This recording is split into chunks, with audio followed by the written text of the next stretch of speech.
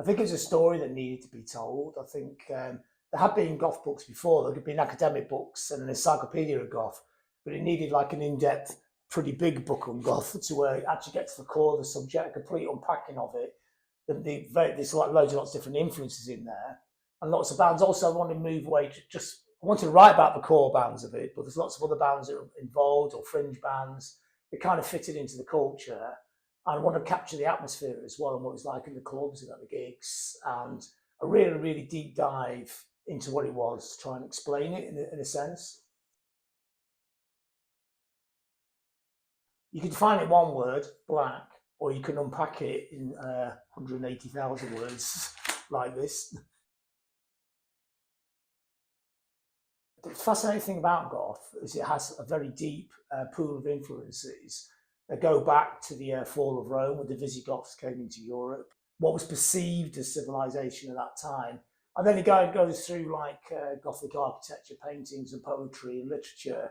And all that's in the pool of influence without it being a direct influence. It creates an idea that there is an art of darkness, when in my time, that was people dealing with it in guitar, bass and drums.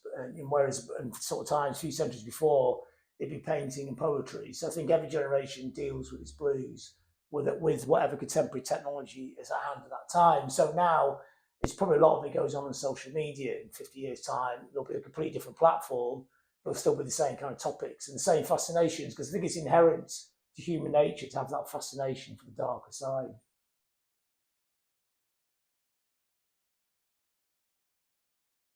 I think it's got a strong identity for what it is, and I think there is a deep fascination with the darker side. It's just, it's part of human nature, whether it's ghost stories, dark paintings, or dark music. It's always been part of our culture and part of what we are. We embrace the light and we embrace the dark.